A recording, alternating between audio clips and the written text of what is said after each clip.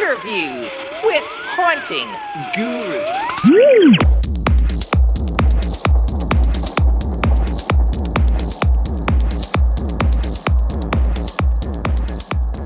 He puts the man in Manor. It's the master hoarder of restless souls, Manor.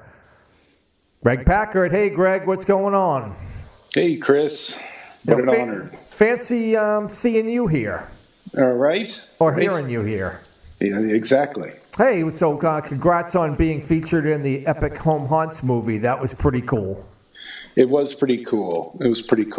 I got to say, Josh and Katie are amazing people, and I think they've done the haunt community really well on this time. So yeah, there's been numerous movies that have come out, and they haven't really, as I said before, painted us in the best or shown us in the best light. I think Josh did a great job of really kind of, showing the passion and the heart and the love without showing, making us look like absolute lunatics, which is probably more accurate.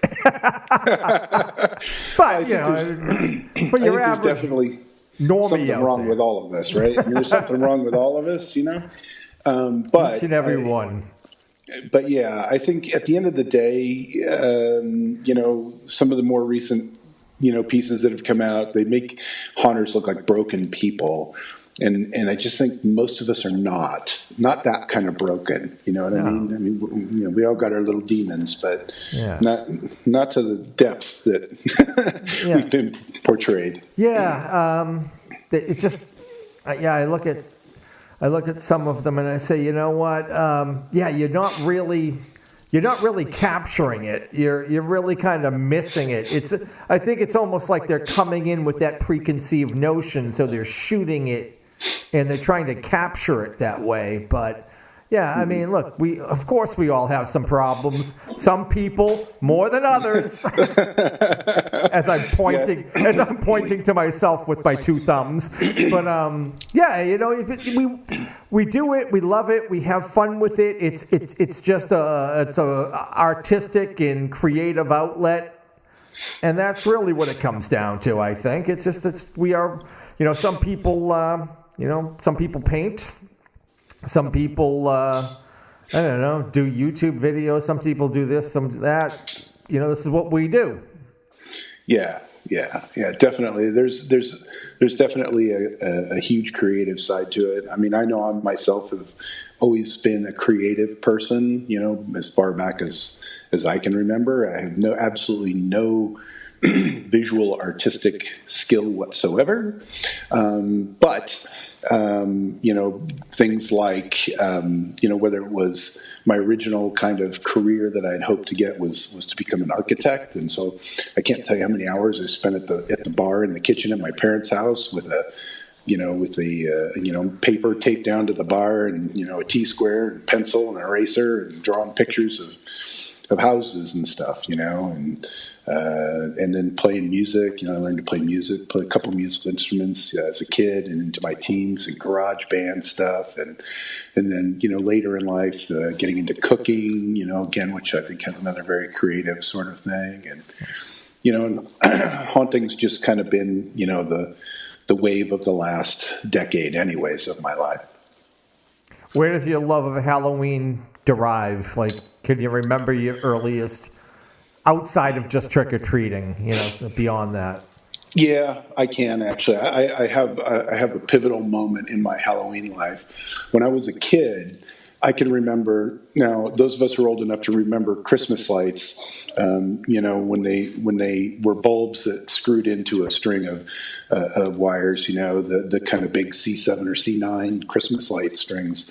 My dad worked in the aerospace industry, and one day he came home with a sack full of these cardboard tubes, and they were the spindles that wire came on that they were using in the factory to make parts for radars.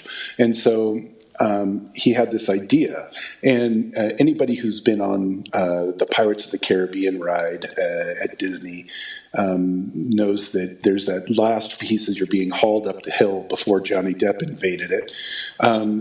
There was this little scene with little pairs of eyes that were blinking at you. And so my dad wanted to recreate that for Halloween. And so I remember sitting in the garage with my dad with an X-Acto knife and cutting eyes into the side of these cardboard tubes.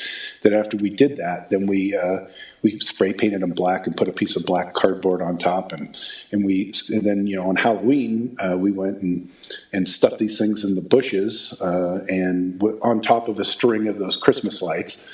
And of course, back in the day, those bulbs were individually blinking bulbs. So it was kind of this first moment where there was something for Halloween that wasn't a store-bought thing. Yeah, something you made. Funny little story about those Christmas lights, as we're probably around the same age, I'm guessing. I grew up in the inner city, and I was a punk. I was a complete wise ass. I know. It's a stretch, right? Hard to believe. I've come so far. Or full circle or something. I don't know. So me and a couple of my friends were always out looking for mischief. And one of the things we used to do around, in December is we would go around and we would unscrew and steal people's bulbs, and we would have bulb fights, because when those things, would pop, they would, you get that popping sound when they would hit the ground. So we would pelt each other with them or pelt cars with them. We were bad boys. We were bad boys. Yeah. I guess I was just a wannabe in that. But yeah, we actually did that. I don't think there was a house on the street that had Christmas lights that were lower than 7 feet on the ground, because that's about as high as one of your buddies could lift you up, give you a leg up to reach them. And so, by Christmas time, I think every house had all the lights stripped that were within reach anyways. Yeah. And the street was just littered with glass, which, in retrospect, I think about the summers, because the summers, as a kid, I remember going barefoot from the time we got out of school to the time I had to go back, and running in those streets. And I'm thinking, there was probably a lot of glass in the streets. I never really thought about it from the Christmas light extravaganza. Yeah, the leftover from Christmas. So where did Restless Souls come from? I mean, you've kind of gone through a progression like we all do. So when did that kind of begin? Or was it not named Restless Souls prior to you starting the haunt? And then you kind of, giving it a name and a backstory. How did that all come about? So I started I would say probably about a decade ago, getting, about the time that Hauntcast kicked off, getting extremely interested in doing something. And my original goal was to just have a great yard display. And of course, I listened to the podcast a lot. I was on Haunt Forum and Halloween Forum all the time, right? Because that's what we did then. Those were our sources. And I just started to collect a lot of information. And I listened to people, and they said, your haunt should have a name. So at some point, I said, I'm going to get a name. So I didn't get a name until later, because I didn't have the finances to do something crazy like buy a domain, So I waited until I had some money to do that, and then I looked for a name. And I purposely picked a name because I wanted to have the traditional, Victorian haunted house kind of theme to work with. And then, of course, by listening to people like Rev and stuff on Hauntcast and other haunters, and of course reading a lot, I found that you should have a story for your haunt, and it would help you out. And so we didn't have a story for the haunt until the first year we did a walkthrough. So the first year we did a walkthrough, I sat down and I wrote essentially a 2-page story. And that was just purely because I knew it would help us decide what kinds of things we needed to have for the walkthrough. I think when you don't have that kind of anchor, you just see something and you say, well, that's a really cool prop. I'm going to grab it. or I'm going to build that because it's really cool. But then, you kind of get in that situation where you have, time and money, right? And you need to funnel that to help you get a good show. So we did the story, and I created a story that had a lot of what I'll call hooks in it. So the basic story is about the original settlers of our city, which is called Palmdale, that came from the Midwest. And I just went to the Palmdale website and looked at the history of Palmdale kind of thing and Wikipedia and such, and just went to there and said, okay, this is what the history is. And I just kind of then just created this embellished pseudo history about a family that came from the Midwest during the middle of the 1800s when everybody was coming to California, and they settled here, and what happened to them after they settled here, and that there were all these other hooks in it, that they were followed by a coven of witches that used witchcraft to keep hidden, and all these other things. And so then what we do with the story is every year we approach that core story with those hooks. So we try to come at it from a different direction, still with the idea that the manor itself magically appears in the fall every year. It just reappears magically, and then there's something about the story. Yeah,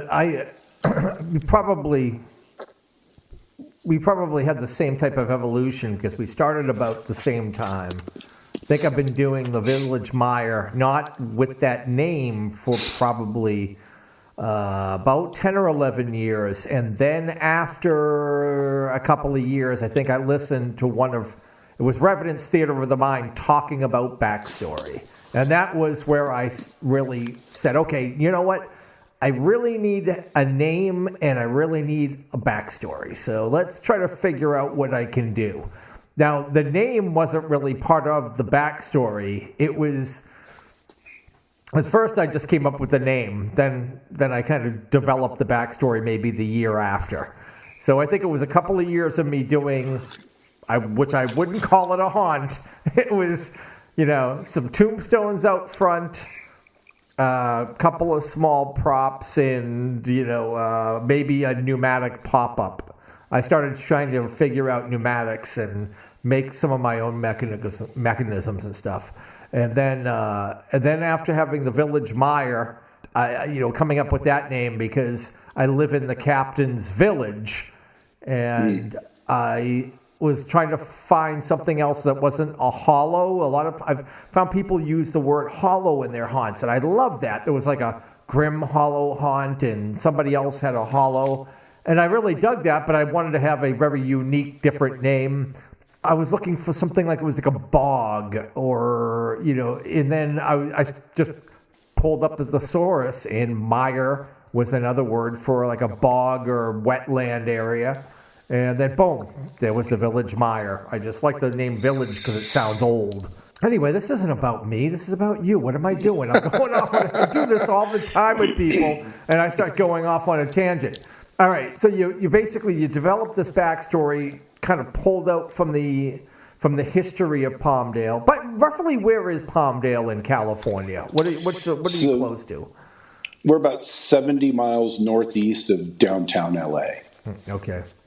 So we're in the high desert where we actually have seasons here. For those people who would be shocked to hear this, occasionally we get a dusting of snow in the winter.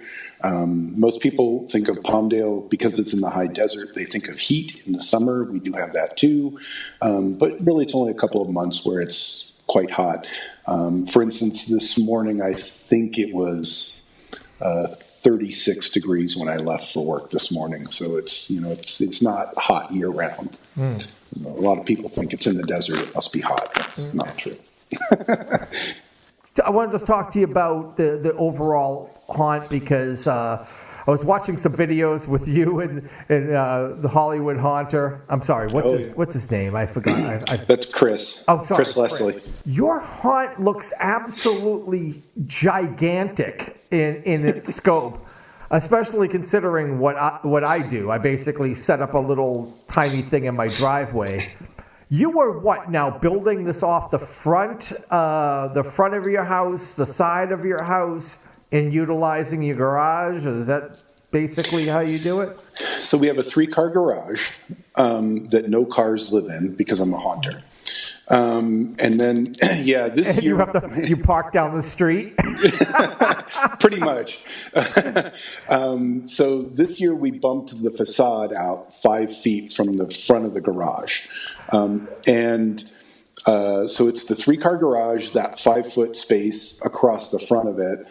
And then out the back of the garage, there's a door on the back side of the garage that goes into the backyard. So there's a patio and side yard kind of piece to the house.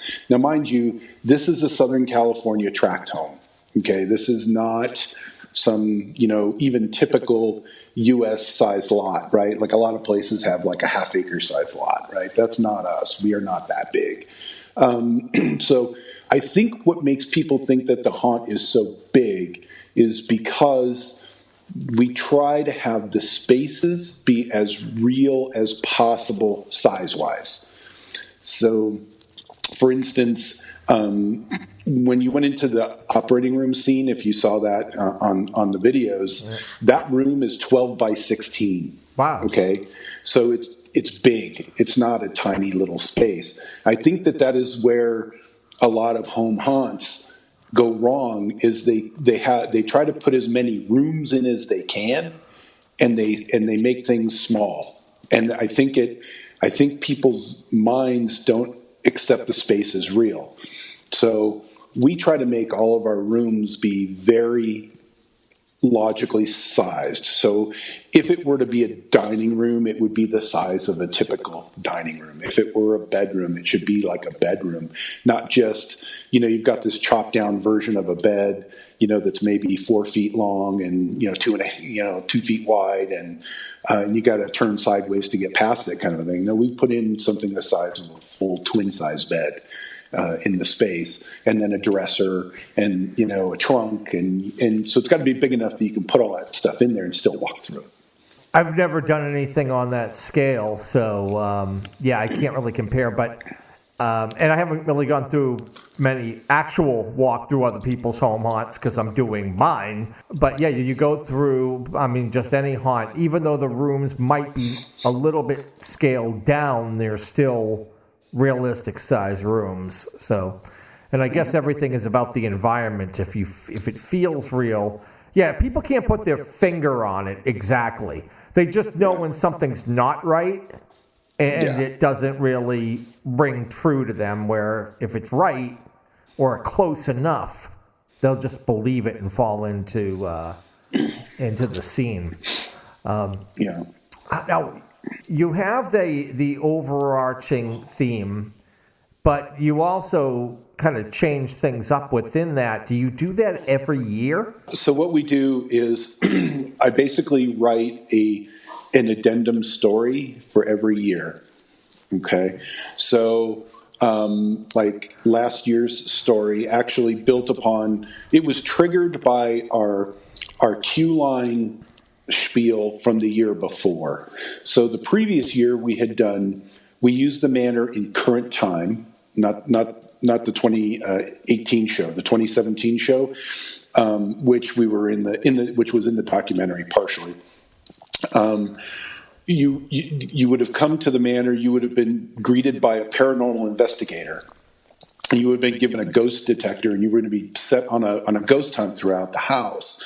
But in the spiel, you would have been told that the Manor had been many things in its life. Of course, it had been a house because that's what it was originally. But it also had been an orphanage, and it also had been a hotel, and it also at one point had been a mortuary. But it also had been a surgical hospital where there was a doctor that did, some really sketchy surgery. And so this past year, the 2018 show, was the year that it was the surgical hospital. So we took that cue from the previous year's cue line spiel and turned it into a whole, there's a crazy doctor doing crazy operations on people. And then we said, okay, well, we need some way to get people back to the time, because it was 1899. We wanted to make experience in 1899, so we built a time machine, and we told them, you're going to go on a time machine journey back to the time of the dinosaurs. So our queue line, everything in our queue line was all based on somebody going on a time travel trip to go see dinosaurs. And then they got in the time machine, which of course malfunctioned, because time machine in a haunted house can't possibly, work, right? So once it malfunctioned, it dumped you off in 1899 at Dr. Hackerman's Surgical Hospital, and off you went. And then if you paid real close attention, you would have noticed that all the actors as you went through were animal-human hybrids, kind of cued off of the Island of Dr. Moreau kind of concept. So we kind of did this mashup between the books The Time Machine and The Island of Dr. Moreau, all of it based upon one sentence in the queue line spiel from the previous year. All of it still centered around, though, the Manor. So the core of it was still the Manor. Funny is my daughter gave me a big hardcovered H.G. Wells compilation book, or whatever you call it. Sure. And that's what I'm currently reading right now, is The Time Machine. So I broke it open. Pictures, Chris? Dove right in, and I know it's a wicked shocker. I actually can read sometimes when I put my mind to it. It's just 10 years of listening. I can't help myself. I can hear Johnny Thunder already, saying, yes, all right, exactly. Genius. I try to think, but nothing happens.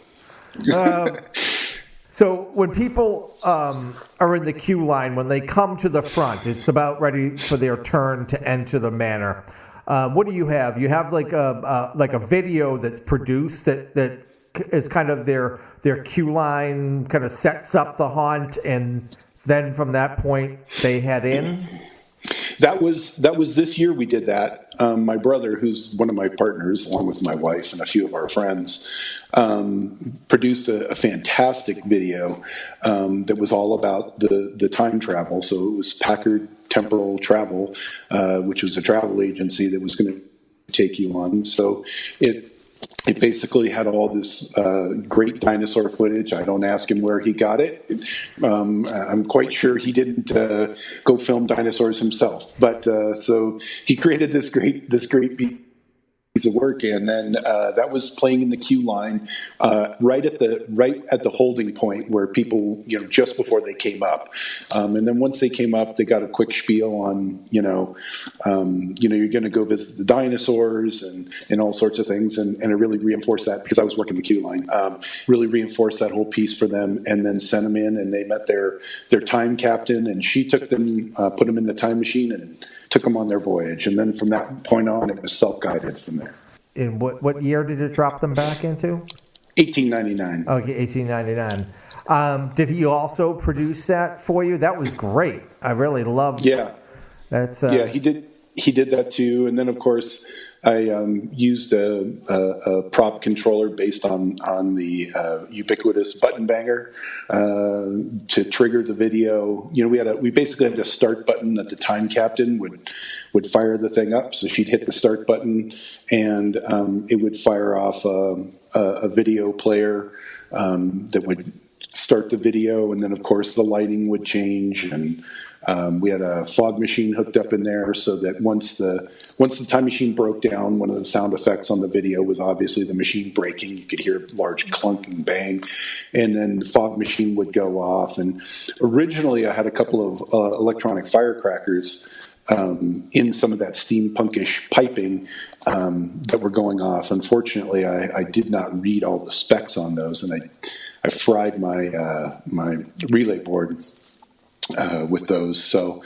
unfortunately, for a good bit of the Halloween show, that part was not functional. That just, of course, we learn lessons every year. That we do. The lesson this year, read all you can about everything you're doing with electronic things. So you get that magic blue smoke. Yeah, exactly. Going way back in time, I remember when Steve-O mentioned the magic blue smoke. Yep, exactly.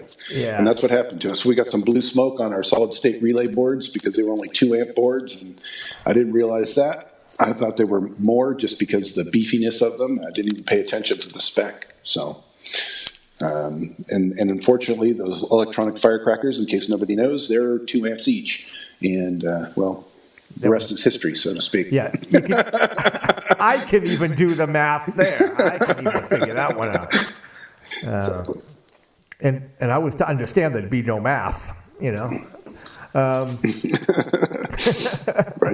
I don't know where that came Haunting... from. I always remember that as a line, and I say it all the time, and I don't. It was like on an SNL skit or something. I don't remember. Yeah. So now this year, did you give them a little scanner, or was that in 2017? Do you give them something to walk through with? That was a 2017 show. My brother and I came up with this idea. We built these little ghost detectors, and they had an Arduino Nano on the inside with an infrared detector, and then also a little what they call haptic feedback. Of course, you work on mobile devices, so you know what that is. Basically a little vibrating thing, just like your phone would have on a vibrate.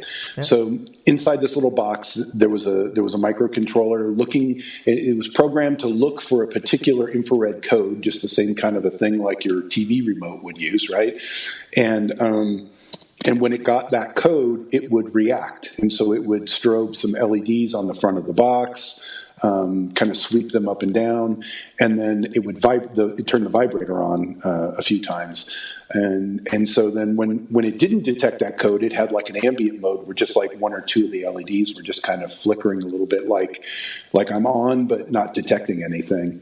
And then throughout the haunt, we placed these transmitters that also had an Arduino Nano in them that were transmitting the codes, and they were pointing straight down from the ceiling, so they had a pretty tight focus. So as somebody walked underneath the cone of infrared code, the detector would pick it up and go off. So sometimes we put those in places where we had scares, and sometimes we put them in places where there was no scare. And we told people when we gave it to them and sent them on their self-guided tour of the haunt that, we're not sure how well they work, but, go ahead and give it a go. And, it was one of the greatest things ever because people were just mesmerized because they kept looking at those lights, expecting something to happen. And sometimes the thing would go off and there was a scare. And other times, then they're primed, right? They're thinking, okay, if it goes off again, I'm going to get scared. And then they maybe didn't get scared the second time, but, and then maybe they got a scare where there were no lights, you know what I mean? Kind of a thing. So it was a great distraction. Damn, that is pretty pro-grade high-tech shit. I know it's not that high grade, you know what I mean? Like it seems fairly simple enough, but that's like pro haunt quality kind of entertainment that you're providing there, Mr. Packard. Well, that's the key, right? We're there to entertain people, really. It goes back to that whole concept. I do, of course, we do like to scare people. It's a haunt, right? But you can't scare everybody, right? So if you can't scare them, entertain them. And I think I've heard that only 1,000 times by people, who are much wiser than I in the industry on Hauntcast, right? Yeah. So I've just said, okay, that's the way we're going to handle it. I think it's one of the coolest things we've done. That particular gag was fantastic. Shame you only used it 1 year. You'll have to bring that back again in some incarnation or something, I guess. Well, this year, the Manor is going to be the hotel that was spoken about, and I'm trying to come up with a gag using RFID to unlock doors. Not quite, something escape room-ish, but kind of that idea of you go into a room and the door closes behind you and it doesn't open. And in order to get out, you've got to use a key. So what I'm hoping to do is basically issue people keys when they go into the haunt and use those keys with RFID and they get the key close enough to the lock that the lock will open. So I dig it. It's great. Do you have a video, a how-to on how you put those together? No, but I probably will produce one at some point. There's been some interest in it. More than one person has said, "Wow, that's really freaking amazing." Well, after this show drops, your inbox is going to be full with the 5 people listening all requesting that tutorial. Yeah. So let me just say that there's possibility of. I have a YouTube channel, by the way. There's a few things on there, but there will probably be a new YouTube channel. I'm just going to say this: I have a couple haunt buddies, and we're talking about maybe putting some content together on a regular basis. So good. It would probably land there because that would be a good place for it. Well, keep us up to date. Drop me the info when you have it, and I'll pollute it around the interwebs, and I'll try to get it out there. You had one thing I noticed in your haunt, in one of the hallways or rooms. I think it was in a hallway.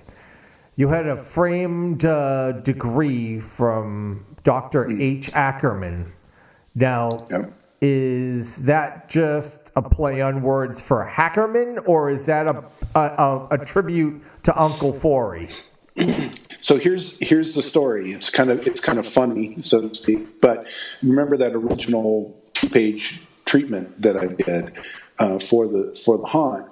The original family that came from the Midwest, their name is Ackerman, which I believe, if I remember, if my memory is right, it's a little dusty. It's been a few years. I think it means farmer in German, or some permutation thereof. So the Ackerman family came here to start a farm, and so was looking for a name for the doctor. I just figured, well, of course, it's just one of the descendants. It's one of the Ackermans. It's his house, anyways, right? So why not? And well, then I have this name Ackerman, and I'm thinking, well, it's almost a little too cheesy to turn it to Hackerman, right? But you kind of have to do it, right? I mean, nothing is ever too cheesy in the haunt game. I don't think. I just assumed it was from Forrest J. Ackerman, from Uncle Forey from the old famous Monster Filmland magazine. So I was Uncle Forey. Oh my God, I love that. That is because I have a tombstone with an epitaph of his in my front yard.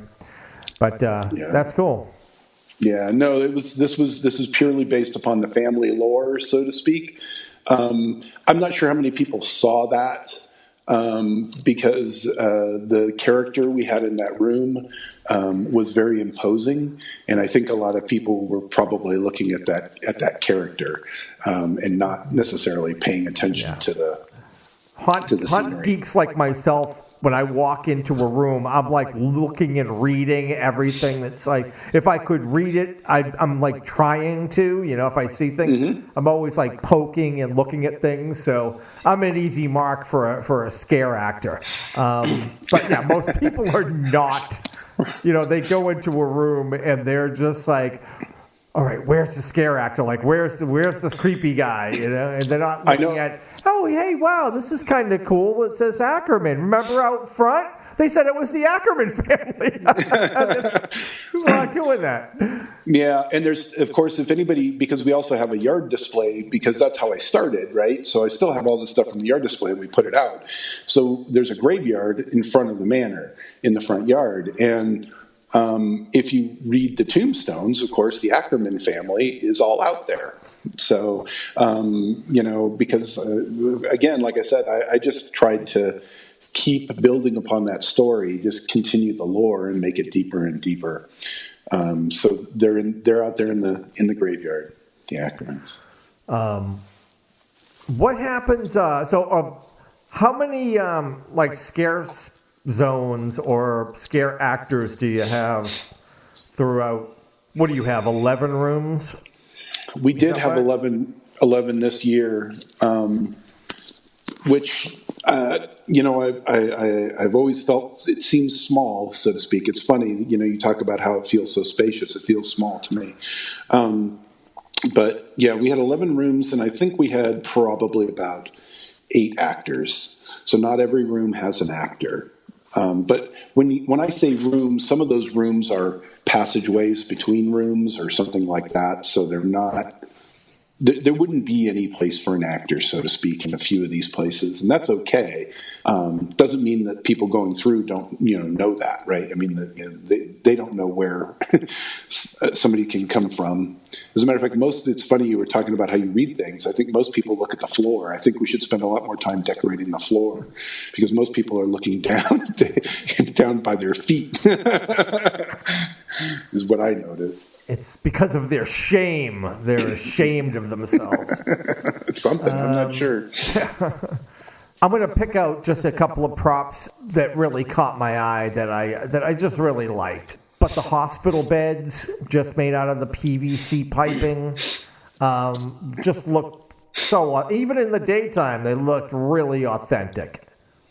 I got to tell you, it was a little stroke of genius I had there.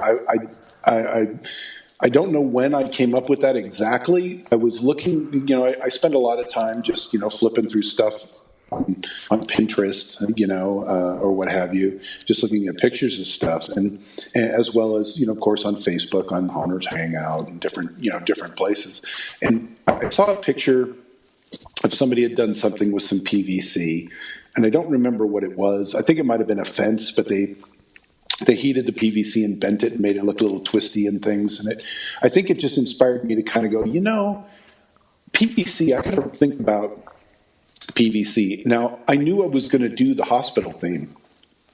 And I've actually been watching Craigslist like a hawk. Well, of course, once you get to the stage where you're doing walkthroughs, you kind of have to do that. I've been watching Craigslist like a hawk. And I knew I needed, 2 or 3 beds that matched. And we're not as lucky on the in Southern California, say, as you might be up, in the northeastern part of the country, simply because that part of the country is so much older, and there's a lot of stuff that can be had for little or no cost that's old. You know what I mean?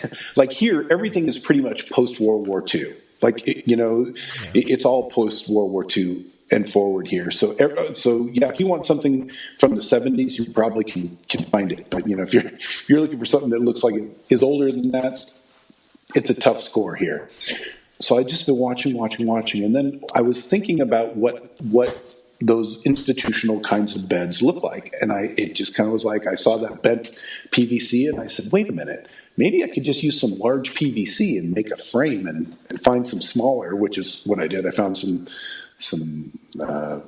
real small PVC. It was actually PEX tubing, I think, actually, are the smaller pieces. And I said, I think I could probably do this. And so I just bought the pieces and did it and just glued it all up. Cut them. So did you? I had a friend help me with that, of course. So I you didn't do it all myself. You did heat and bend to get the curvature for the. I didn't have. No, I didn't have to, because their standard PVC. If you go to the electrical section, not the plumbing section, to get that larger PVC like I did, you'll see that they're prefabricated 90-degree elbows, and that's what I did. I just bought these prefabricated 90-degree elbows. It's cut and glue and drill some holes. Now, was that the gray stuff? The gray PVC that you're using? Yeah. It's funny because I know that exists, but I always just gravitate to the plumbing aisle and go for the white because that usually does the job for what I'm looking for. But I didn't realize they had curved pieces there, like elbows of that size. And they have 45s and 90s, by the way, so you don't have to go full 90. And if you, in that same scene, there were some like screens, like, hospital, like, change behind kind of screens. Those were made the same way. They were made with those prefabricated 90-degree elbows for 3/4 inch PVC. And just 3/4 inch PVC, it just made a big frame. My wife took some old bed sheet and put sewed a pocket on each end, and we just strung it up, and I made a 1x3 frame. We painted all the frames silver and strung the bed sheet on there. I mean, they were cheap, easy, fast. And I'd been looking for some of those screens. I'm lucky I have a friend that kind of has an in with hospital equipment. But unfortunately, those screens are very hard to come by because when somebody buys one in a hospital or medical practice, they tend to last forever just because they don't get a lot of action, so to speak. So they don't come up very often. Because they're just blocking sight, and you're not really touching them. They just get moved. There was a haunted tree out in the front that was pretty amazing. And how did you build that? Did somebody carve it out for you? Well, I wish I could say I had anything to do with that. However, I didn't really. So my contribution to that was I had this giant piece of foam that I think had probably been on a boat dock or something. And I have a very talented friend. Her name is Shannon Thompson. She's in our local haunt group, Cal Haunts. And she also is a kind of a creative person at our haunt. Not this past year, but the previous year at the convention, Midsummer Scream, if you've heard about that. It's a fantastic convention here in Long Beach, California. Our haunt group, Cal Haunts, had done we'd done the entry portal, kind of a facade, and then a walk-through cemetery, based on Sleepy Hollow. And I had seen this picture of a tree like this. It circulated a lot in the Halloween, groups and stuff. It was carved out of wood. It was a real tree that somebody had carved. I think probably with a chainsaw or something. And I showed it to her, and I said, I have this big piece of foam. It fits with our theme, for this thing. And she said, yes, this is great. Everybody on the team said, yeah, we need that for the display. So I provided the foam. She carved it. And I, helped a little bit with some of the hard coating and things like that.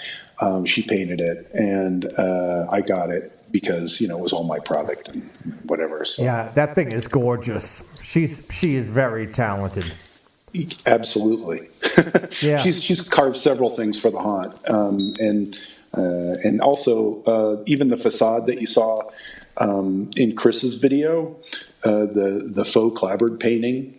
And if you go to the website, the YouTube channel, my YouTube channel, you'll see that there's a video on how to do that clapboard painting by Shannon. And she's very talented. I'm just telling you, I did watch that video back probably in October when I was deep into searching around YouTube trying to find cool shit to watch. That technique is quick, it's fast. Like you said before, it's quick, it's fast, it's cheap. When people say you only can get 2 out of the 3, they are wrong. They are wrong. You just got to know the right people. And you are proof. Send them down to your haunt, set them straight, get their shit in order. The grandfather clock was another thing that I really dug. Was that an original piece and you just changed out the face, or was that a complete build? So I can't claim that either. My brother built that. It's a scratch built. It's all right, built. Hold on. Get your brother on the phone. Why am I talking to you? Yeah, he helped. Well, the thing is, here's the goofy thing. So he lives in Anaheim, which you may recognize that town. Yep. So that's about 30 miles south of LA. So we're about 100 miles apart.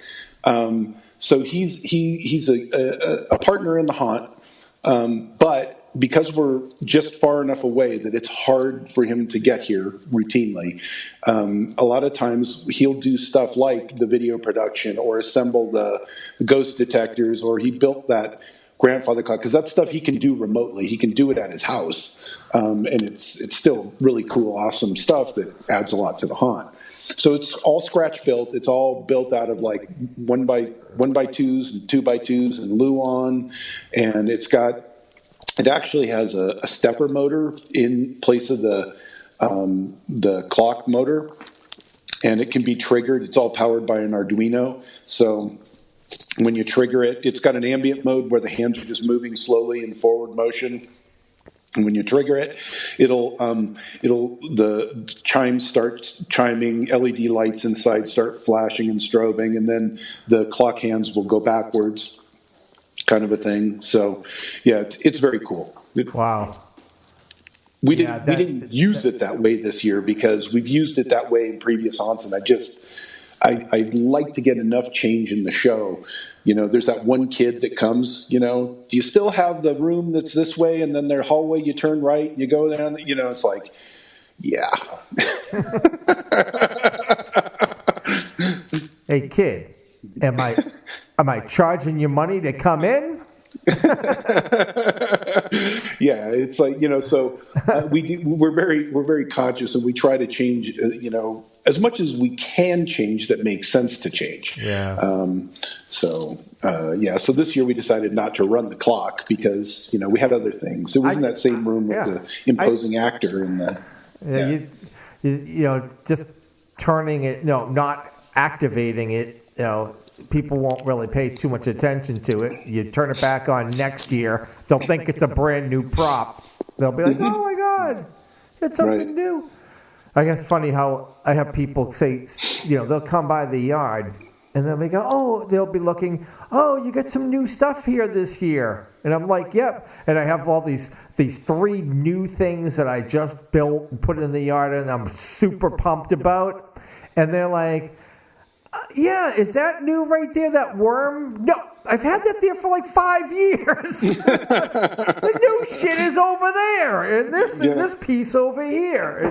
How dare you get the wrong thing? The brickwork in there, I know you've had this in your haunt for several years, but right before you walk into the barn, there's that kind of hallway with the brick and kind of the plaques on it and stuff. And right. Yeah, the crypt walls. So, I'm sorry, the crypt walls. It looks so authentic. It looks great. In the daylight, I can imagine what it looks like at night. But in the daylight, it looks so realistic. So, that's a technique. It's actually Kenneth Thompson from K Studios.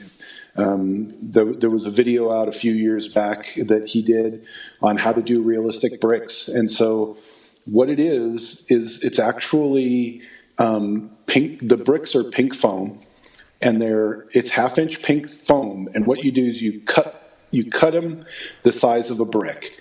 And then you take an Olfa knife, if you know what the Olfa knife is. It's one of those snap-off blades, you know, that you can project out real long, like maybe 5 or 6 inches long. And you literally split the brick in half. So now you have 2 1/4-inch pieces. But by using that knife, it doesn't reach all the way through the brick. And when you peel it apart, you get this kind of rough texture on it. And then you glue them down, and then we mixed, it's an acrylic mortar mix like you would use to set tile, and mix it and pipe it through a bag and fill in all the grout lines, and then paint every brick with a combination of acrylic paint and the same mortar mix. You mix the mortar mix with like half paint and half water. And paint the bricks with it to give it a hard coat. Of course, that's after you flame them with the torch. And so is it a long, involved process? Yes. Does it look freaking amazing? Yes. So if you've got the time, it is by far the best way to do brick I've ever seen. I agree. I concur, my friend. Yes. It's gorgeous. Gorgeous. Let me see. Okay, so... Oh, the singing pumpkin scene out front. I've seen people do those before. Just give me... I bet I've never really looked into how they're done. How do you know... Each one of them will kind of blink and they're singing. They're all like timed up to a song pretty much. What are you using to run that program, or how does that work? I'll tell you how not to do it. And the way I did it is how not to do it, Chris. So, okay. The way it is done in our haunt is I use it's a 4-channel dimmer pack. So it's just something like like a DJ might use, or a small theater, to dim lights. So it's DMX controlled dimmer packs, 4 channels. And then, of course, I run an NTEC, USB to DMX converter, and a laptop, and then I run VSA. That's where everything is all wrong, okay? Because doing this with VSA is ridiculous. Because if you've worked with VSA, to do something, it takes 700 commands to do 5 seconds of something. So it's not the right way to do it. I actually had to develop a flicker, like create what a candle flicker might look like, and then copy and paste it for all of the ambient and when they're not singing, and then when they're singing, then of course you have a little ramp up down that you put in for every high point in the music for each part. So there's 4 tracks of dimming. Each track runs a separate channel, and then I usually plug one large pumpkin into the channel that runs the main, and then I'll try to do 2 pumpkins on every one downstream, right? And they just use a little, they're kind of those older style foam pumpkins that have a little like a nightlight in there, 120 volt nightlight in there, and you just plug it into the dimmer and run it. Now, I would say if somebody else wanted to do that, I'd use some other program to do it if that's all you want to do. The reason I used VSA is because I wanted to do servo control. I actually have an unfinished now for I think 4 years, 3-axis skull in my garage that I can't seem to get finished.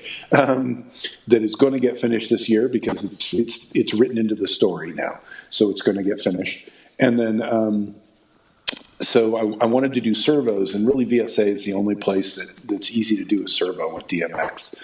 So unless you go Lightorama. Which is, costly. So because VSA is not too costly and the rest of the hardware is not too costly, I decided to go down that road. I would not choose that unless you absolutely need to do something like servos, because then you could use something like Vixen, which is a free software package that has utilities in it that will analyze your audio track and create a lighting track for you to modify. It's not going to be perfect, but you know what I mean? You can run it through the routine and then tweak it, as opposed to, trying to do everything from scratch. So Vixen would be probably the thing to look into for somebody who wants to try and emulate that. Yeah, do the similar scene. Unless you want to move up to Lightorama. So it just depends on where you want to put your money. Do they sell packs like kits that are small that you would just be able to use for a pumpkin kind of set, or are they usually you have to buy the package, which is much larger than that? For Lightorama? Yeah. I don't know. When I looked into it, it was more hundreds of dollars than I wanted to spend. Yeah. For a minimum thing. For that effect, yeah. Yeah. And now, look, if you're one of those people that wants to do Christmas in a kind of an upscale way, hey, it's the way to go. Because a lot of the Christmas goose use it. Kill 2 birds with 1 stone there. Yeah. You can do it with Vixen too. There are a lot of people that use Vixen. It's just that Vixen doesn't have it doesn't deal with servos. That's really, at the end of the day, that's where you get into trouble. So for just light, it's fine, right? Yep. If you're just doing light, I would say do that. You don't even need to spend the money on a real NTEC interface. You can probably buy one of those $15 interfaces that you can get off of eBay or whatever. That's an NTEC clone. And, free Vixen, and, you can get a dimmer pack. They run anywhere around $45 to $80. And you can do it. And you need, some pumpkins. So. Now, you mentioned earlier that you were involved with the Midsummer Scream. Yeah, our haunt group, Cal Haunts, was approached a couple of years ago to do the sod and the entry components. And so, we did that. I helped with that the first year, kind of in a not super duper heavy, but fairly heavy role. And then this past year, we got asked to do it again. So we did it again, and we built this amazing Frankenstein set. If you do say so yourself. I'm going to say so myself. It was the most kick-ass thing at the show. I'm just going to say it. Our haunt group did that. I cannot claim any kind of, I was a logistics guy. I was a carpenter. I was an electrician. But there were people who literally spent weeks in a kiddie pool carving blocks of white styrofoam into stone blocks and things like that. They should get some kind of medal, because I'm telling you, they were just, there were thousands of bricks that were carved all by hand, things like that. Well, so. I'll hook him up with the Hauntcast honorary mention medal, and also how many people were there? I'll have them made up and I'll send them out to them. There you go. Yeah. They're my heroes. But yeah, so we got a little deeper. So the haunt group has been asked to help out with this. Not me personally. I'm just one of those, I'm a cog in the machine kind of a thing. But without that cog, the whole machine breaks down. Nah, it'd still get done. They wouldn't have as much fun. Dude, I'm trying to pat you on the back. I'm getting there. I'm saying they wouldn't have as much fun because I wouldn't be there. But exactly. But it still happened. All right. So, any tips or tricks that you can leave us with? Any big ahas you've had over the last year or so? Things that you're maybe going to be putting into your 2019 show? Just any one cool thing or aha that you've come across lately? I don't have it yet. I think, I kind of alluded to that RFID thing that's on the horizon. Mm-hmm. I'm really hoping that's going to turn out and work, and then we'll see. But I think if I got a tip for anybody is if you want to try something, do it. Don't be afraid. You know what I mean? Because I know when I was first getting into haunting, I was panicked that I was going to screw something up. And it's like, nobody knows what it's supposed to be except you. So try it anyways. And most people are doing good to get a jack-o'-lantern on the front porch and hand out some candy, right? So anything you do past that is, spectacular. And you got to start out somewhere. So if right.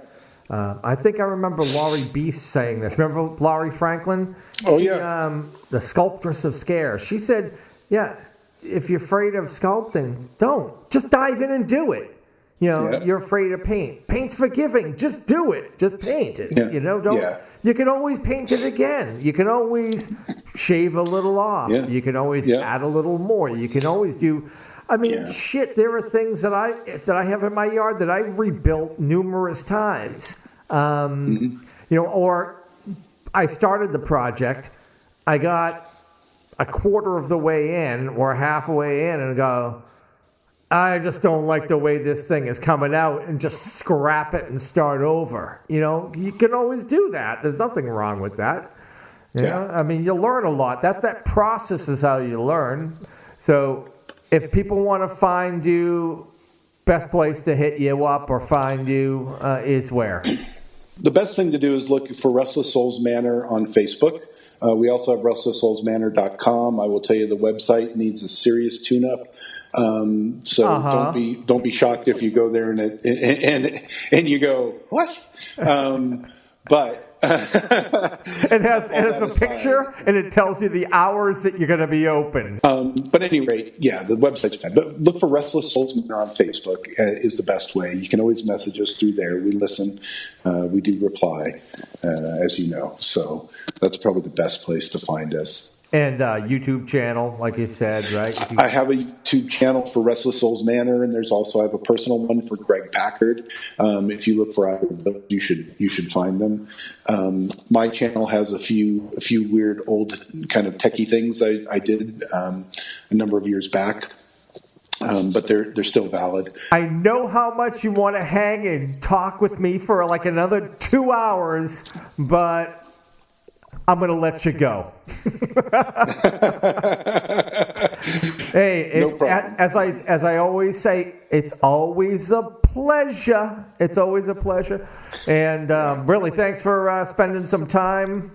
You were a wealth of knowledge, my friend. I wish. But hey, it's been my pleasure, absolutely. And I feel very humbled to be on the show. So Awesome, Greg. We'll catch you around the net. I'm going now. Heaven help you.